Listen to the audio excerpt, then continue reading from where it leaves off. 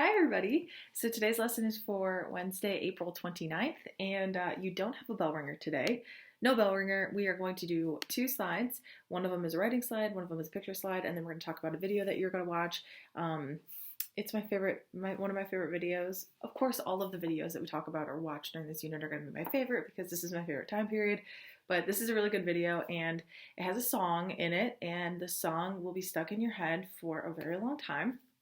But that was the point. That was the point. Imagine you are a person living during the Cold War. This song was supposed to be playing in your head all the time, especially if you were a child in school. So we will get there. It's going to be great.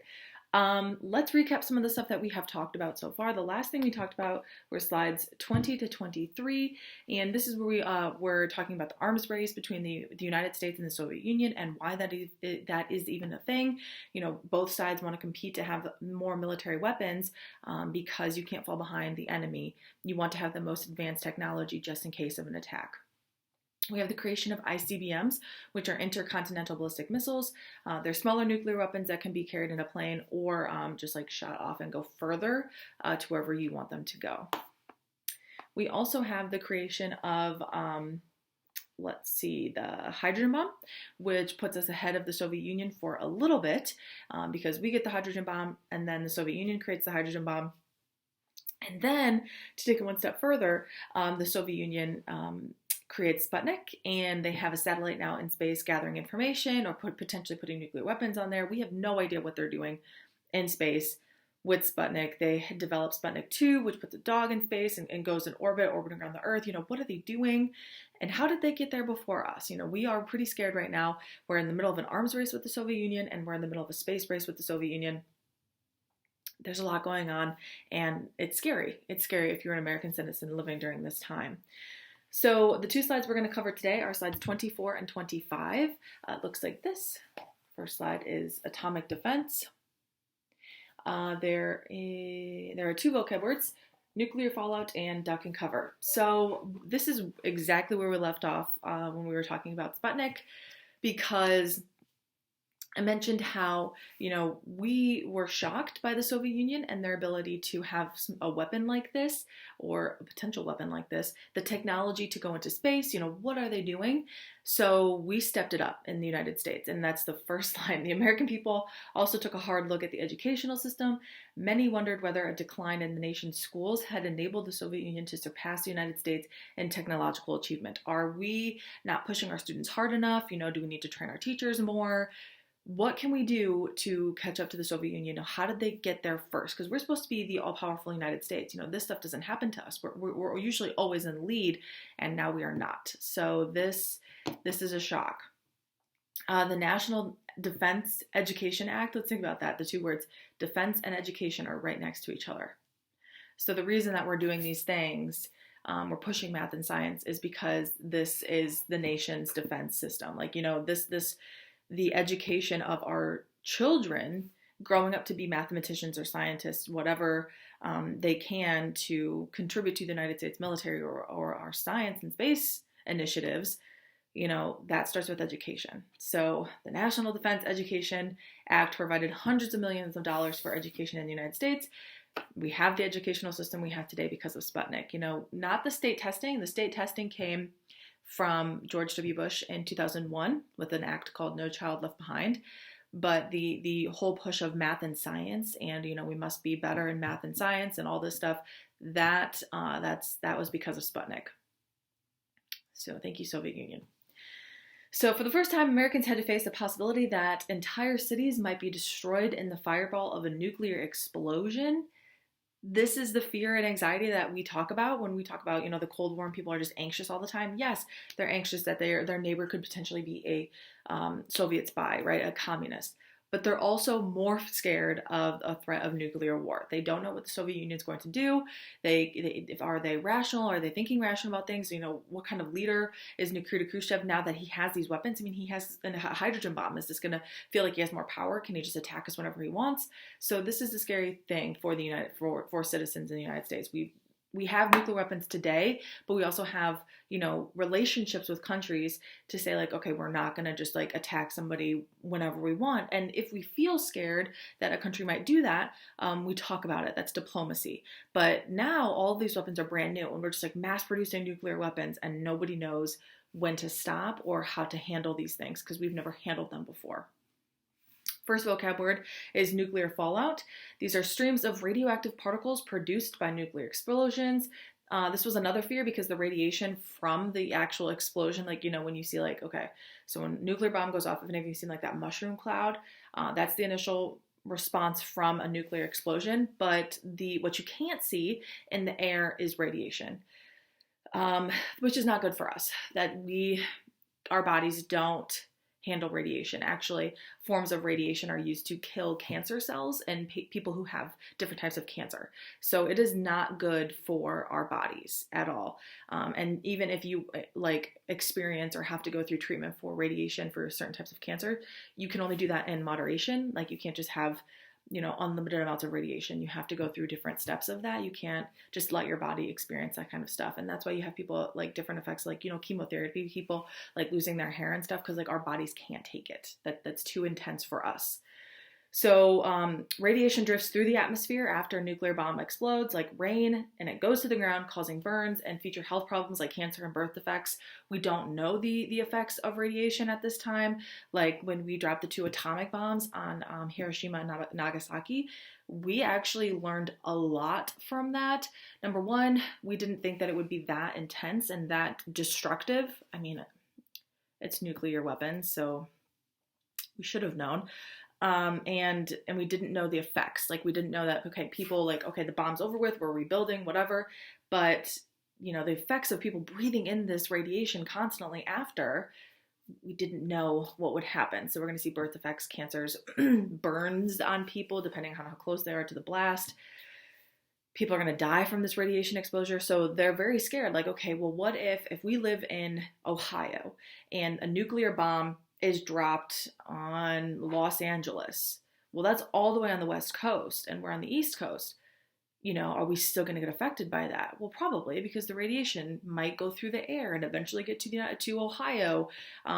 Or, even if you're saying like, well, I live in Maine, it's all the way at the very top of the West Coast. And what if, I don't know, New Mexico is hit or something, or Arizona? Well, radiation might still be able to travel. So no matter what, you are still very scared. If you say, well, like, I don't live in a major city, you're still scared of radiation. So American foreign policy was designed to prevent war, but there was no way to be sure that the war would never come. So our foreign policy plans to prevent war was brinkmanship, going to the brink of war almost, but not going to war. That has to do with like threats and intimidation, and then massive retaliation or mutually assured destruction. Like, okay, you can threaten us as much as you want, but just know that we're going to come back with that same, if not more level of weaponry or attack. So you can attack us with 2 nuclear bombs, but we will come back with 2 or 3 or 4. So that's mutually assured destruction. If you destroy us, just know that it is assured that we will destroy you in the exact same form. So those are the 2 plans that we're talking about here. The Federal Civil Defense Administration, the FCDA, was created to help educate and prepare the public for nuclear emergencies. So this is going to be something similar. So do you remember the Triangle Shirtwaist Factory fire, when we have this horrible thing happen and we start to have like fire drills and fire safety codes and workers' rights and, being able to be treated like a human being at work? Well, we learned a lot from something like that, and now we have proper things in place, like fire drills and all that. We have tornado drills. We have been training for these things in our entire life. Like, think about it in school. We just like, no, fire drill outside, right? So the Federal Civil Defense Administration is going to stress the role of like what a person in America needs to do just in case there is a nuclear bomb. So we're going to have sirens. Like, if you were even at home, you can still hear the sirens if there's a tornado, right? You have some sort of plan to leave your house if there's like a fire or an emergency. The government at this time is going to say, okay, we need a plan. We need some sort of outline of what people need to do just in case there's a nuclear attack. We need to have sirens, but they need to have food stored up. They need to have a little package of what to take for emergencies, right? You need to have some sort of plan just in case we are attacked by a nuclear weapon or by the Soviets, whatever. So So the FCDA stressed the key role of the average citizen in being ready to handle a crisis. The backyard may be the next front line, right? Like anybody can be attacked by this thing. Anybody can experience this thing. Like again, with the radiation, we just have to be ready. So booklets were issued on how to survive an atomic bomb. Educational films such as Duck and Cover taught school children techniques for protecting themselves from the deadly effects of nuclear blasts. That's the video that we're going to watch today. This video was shown in schools for kids on and what to do during a nuclear attack. Now, there's no true way to survive a nuclear attack. We're gonna look. I'll show you pictures right here. Bomb shelters. So people were spending thousands of dollars on putting a bomb shelter in their home. Something terrible happens, right? And people take advantage of that to earn money. Like if we have school shootings, well, there's a company that's going to build bulletproof glass for the doors of the school doors, like the classroom doors, right? So something terrible is happening. People are going to earn money off of it. So what do? Something terrible is happening. The threat of nuclear war. People are going to make money on building bomb shelters. And this isn't going to help you from a nuclear blast. Like you're still going to be affected by this nuclear blast. There's a family, they have all their canned goods and their foods and their water and all of their stuff that they're ready to go just in case they have to stay in here for a week, 2 weeks, a month, whatever. Well, this isn't going to save you, like I said, but it's the fact that it's comforting to you to know that you have a plan. So even though a nuclear bomb can just like take out the entire state of Iowa, right? Plus some, you still are comforted by the fact that you have a plan. That makes us feel a little bit better. So for the children's videos of Bert the Turtle is his name, and it's Duck and Cover. In schools, you would have drills just like you would have tornado drills and fire drills. You would have duck and cover drills. And when the sirens went off in school, you would duck and cover underneath your school desk. This is not going to protect you from a nuclear bomb, but people were comforted by the thought of like, okay, I have a plan. I know what to do just in case we were attacked. I'm good to go. It's a comfort. It's a comfort. Okay, so it might sound silly, but it was comforting to people. There are signs all over the place. If you can't afford to pay for a bomb shelter in your home, which a lot of people couldn't, that was very expensive, you could go to a public shelter, right? These might be like gymnasiums, like if there's a YMCA, like everyone would go to the gym, or universities or something, there would be gymnasiums there, public schools, like the gym. That would be a protective, like public shelter for people during nuclear blasts. That is Bert the Turtle right there, which we're going to watch it right now. I'll also put the link in the live discussion in the discussion thread for you to watch. And, oh, that's Sputnik that the Soviets launched. That is a satellite that they put into space, and we didn't know what they were doing. So we're getting really stressed out, like I said, but the Federal Civil Defense Administration is going to come up with a plan to make people feel safe, which, I mean, it's the only thing you can do. You don't have any power in this situation. You are constantly scared that nuclear war might happen at any moment. So what do? You plan and you try to prepare. That makes us feel better. That's all we can do at this time. So I'm going to show the beginning of this.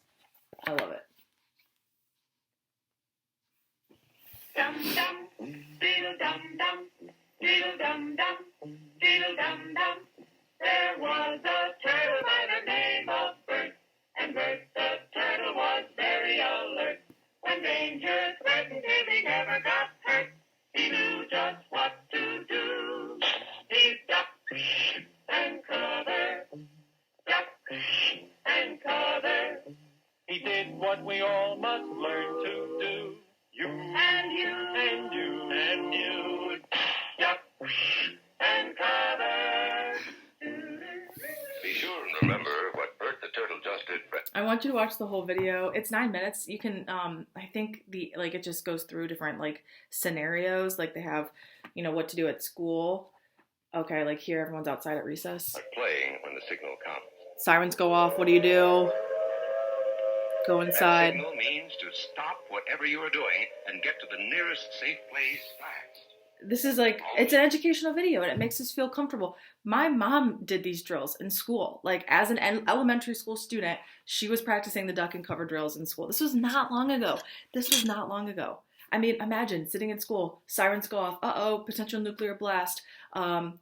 under your desk, or like the signs of a nuclear attack would be like a big flash. Like if you saw a big flash through the windows at school or something like that, there's a nuclear bomb, and you would get under your desk. Right? It's just a comfort. It's just a comfort that makes us feel better. This was not long ago. Like I said, my mom was practicing these drills. Watch the video. It's very good. And we'll talk more about this as the week goes on. Bye, guys.